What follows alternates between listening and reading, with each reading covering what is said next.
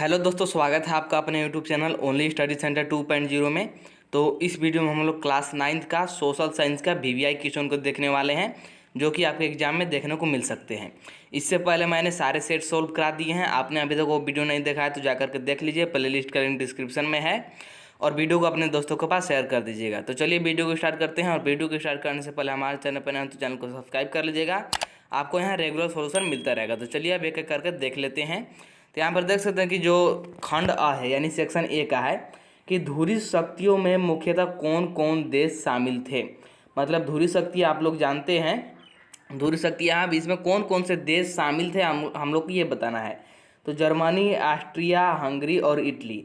आप लोग को लैंग्वेज बना करके लिखना है कि धुरी शक्तियों में मुख्यतः जर्मनी, ऑस्ट्रिया, हंगरी और इटली देश शामिल थे। इस प्रकार से आप लोग लिखिएगा तो आप लोग का नंबर कटने का चांस बिल्कुल भी नहीं होता है। इसके बाद नेक्स्ट क्वेश्चन देख सकते हैं यहाँ पर दूसरा का नंबर वाला। यहाँ पर दिया गया है कि स्लीपर से आप क्या समझते हैं। स्लीपर से आप क्या समझते हैं, तो यहाँ पर देख सकते हैं इसका उत्तर कि लकड़ी का वह चौपाल, लंबा टुकड़ा या धरन जो प्राय रेल की पटरियों के नीचे बिछी रहती है। दूसरा कि रेल का वह डब्बा जिसमें अतिरिक्त शुल्क देने पर यात्रियों के शयन करने की व्यवस्था रहती है, इसी को हम लोग स्लीपर बोलते हैं। ये हो जाएगा आप लोग का दूसरा का राइट आंसर। आगे बढ़े तो आगे देख सकते हैं यहाँ पर तीसरा का नंबर वाला कि निर्धनता रेखा से आप क्या समझते हैं। निर्धनता रेखा से आप क्या समझते हैं, तो देख सकते हैं उत्तर कि निर्धनता रेखा से तात्पर्य है मूलभूत आवश्यकताओं के एक दिए गए समूह को पूर्ण करने का व्यक्ति के आय या उपभोग का न्यूनतम स्तर। इस स्तर से कम आय या उपभोग स्तर वाले को निर्धन माना जाता है। ये हो जाएगा आप लोग का तीसरा का राइट आंसर। इसी प्रकार से आगे देख सकते हैं, आगे है चौथा नंबर वाला कि सार्वजनिक वितरण प्रणाली से आप क्या समझते हैं। तो सार्वजनिक वितरण प्रणाली वह प्रणाली है जिसके अंतर्गत भारतीय खाद्य निगम एकत्रित अनाज को उचित मूल्य वाली दुकानों के माध्यम से समाज के सबसे अधिक निर्धनों में वितरित करती है। मतलब हमारे समाज में जो भी सबसे अधिक निर्धन है, मतलब सबसे गरीब है, उनको सरकार एक भारतीय खाद्य निगम के तरफ से यानी भारतीय खाद्य निगम के द्वारा उचित मूल्य पर इनको अनाज उपलब्ध कराता है। यही हो जाएगा आप लोग का चौथा का राइट आंसर। और आप लोग समझने का ज़्यादा प्रयास कीजिएगा, क्योंकि आप लोग समझ लीजिएगा तो आप अपने लैंग्वेज में खुद से लिख सकते हैं। फिर देख सकते हैं 5 नंबर वाला कि भारत में राष्ट्रीय मानवाधिकार आयोग का गठन कब किया गया। तो राष्ट्रीय मानवाधिकार आयोग एक स्वतंत्र वैधानिक संस्था है। सबसे पहले तो हमने यहाँ पर वर्णन कर दिया कि मानवाधिकार है क्या। तो राष्ट्रीय मानवाधिकार आयोग एक स्वतंत्र वैधानिक संस्था है जिसकी स्थापना मानव अधिकार संरक्षण अधिनियम 1993 के प्रावधानों के तहत 12 अक्टूबर 1993 को की गई थी। यानी 12 अक्टूबर 1993 को इसकी स्थापना हुई थी। आप लोग डायरेक्ट भी लिख सकते हैं, लेकिन यहाँ पर जो दिया गया है ये बहुत ही अच्छे लैंग्वेज में है। फिर देख सकते हैं यहाँ पर छठा नंबर वाला कि शिक्षा का अधिकार से क्या तात्पर्य है या क्या समझते हैं।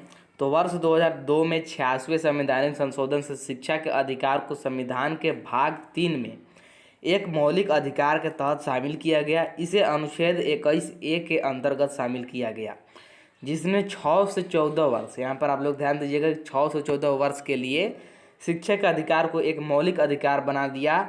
इसने एक अनुवर्ती कानून शिक्षा के अधिकार अधिनियम 2009 का प्रावधान किया। इसके बाद नेक्स्ट क्वेश्चन देख सकते हैं 7 नंबर वाला, मानसून में विराम से आप क्या समझते हैं। तो उत्तर देख सकते हैं कि मानसूनी गर्त से प्रभावित इस अंतराल को मानसून में विराम या वर्षा में विराम कहते हैं। ये हो जाएगा आप लोग का 7वां का राइट आंसर। अब देख सकते हैं आगे आप लोग का 8वां सेक्शन बी का, जो कि है दीर्घ उत्तरीय प्रश्न। तो इस पहला क्वेश्चन है कि नाज़ी लोग यहूदियों से घृणा क्यों करते थे।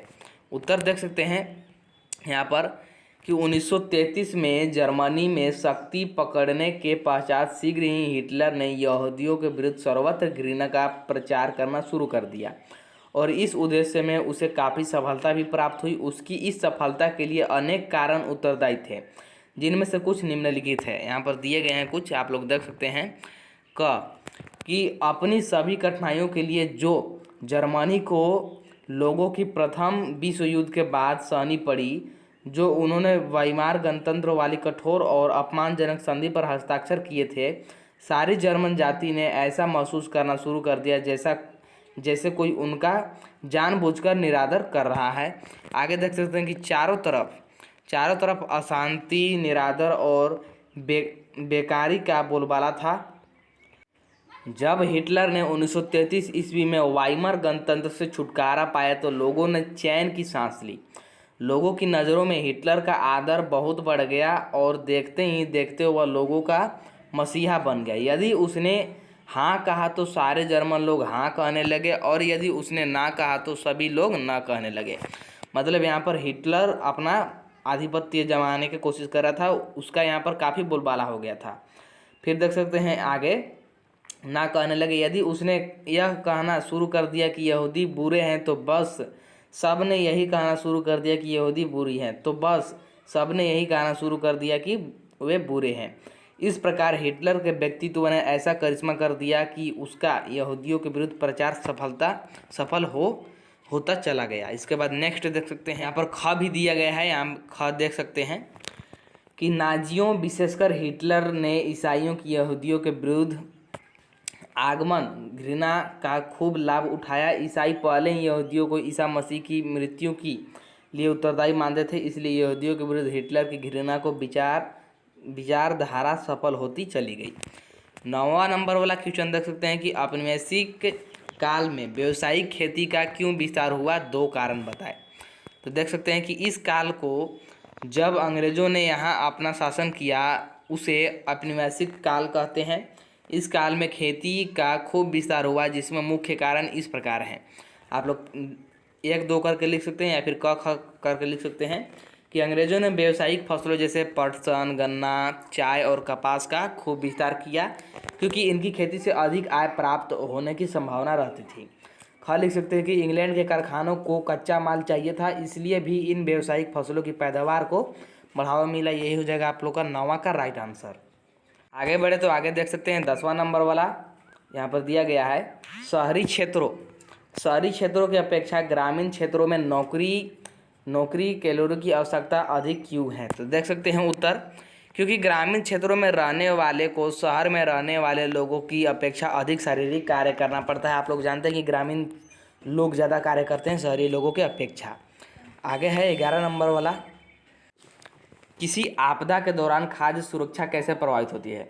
निस्संदेह भूकंप, बाढ़, सूखा, सुनामी, फसलों की व्यापक बर्बादी के कारण हुई अकाल जैसे आपदा के दौरान खाद्य सुरक्षा प्रभावित होती है। यदि कोई आपदा जैसे बाढ़ आती है तो खदानों का कुल उत्पादन एवं आपूर्ति कम हो जाता है।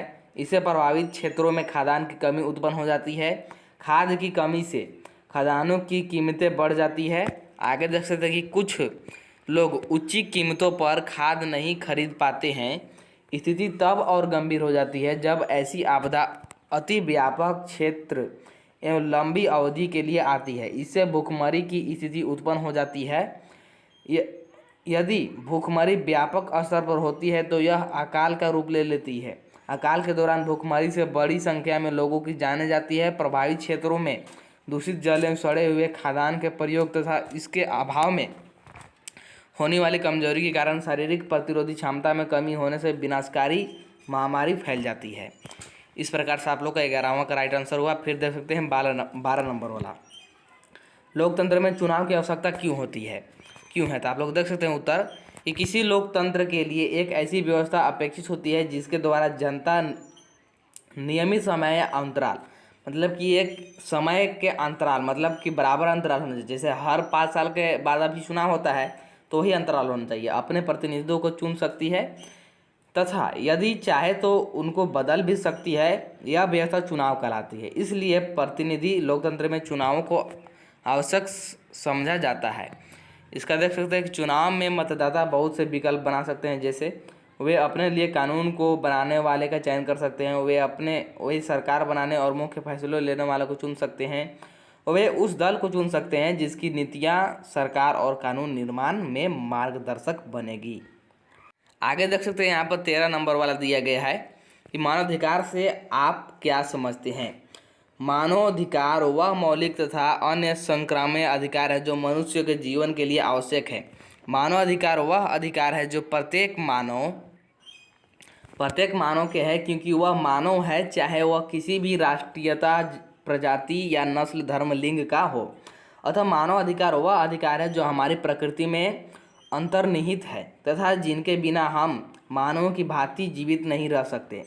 मानवीय अधिकार तथा मौलिक अधिकार स्वतंत्रताएं हमें गुणों, ज्ञान, प्रतिभा तथा अंत विवेक का विकास करने में सहायक होते हैं, जिससे हम अपनी भौतिक, आध्यात्मिक तथा अन्य आवश्यकताओं की संतुष्टि कर सकें। मानव अधिकार मनुष्य की एक ऐसी जीवन के लिए बढ़ती हुई मांग पर आधारित है जिसमें मानव में अंतर्निहित गरिमा तथा गुण का समान हो तथा उसे संरक्षण प्रदान किया जा सके। यह हो गया आप लोग का 13 का राइट आंसर, यही होता है आप लोग का मानव अधिकार। नेक्स्ट देख सकते हैं 14 नंबर वाला, बहुत ही इंपॉर्टेंट है कि उष्णकटिबंधीय पर्णपाती वनों का वर्णन करें और उनके मुख्य वृक्ष के नाम लिखें।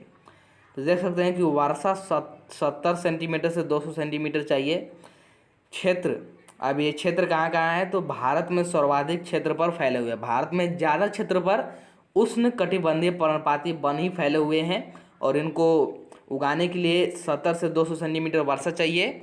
आगे देख सकते हैं कि आर्द्र पर्णपाती वन, शुष्क वन। अब ये इसके प्रकार हैं, यहाँ पर देख सकते हैं कि आर्द्र पर्णपाती वन 100 से 200 सेंटीमीटर वर्षा वाले क्षेत्रों में पाए जाते हैं। जैसे यहाँ पर देख सकते हैं देश के पूर्वी भाग में हिमालय के गिरपद में झारखंड, पश्चिमी ओडिशा, छत्तीसगढ़ और पश्चिमी घाटों के ढालों में उदाहरण सागौन, बांस, साल, शीशम, चंदन, कुसुम, अर्जुन, सहतूत आदि।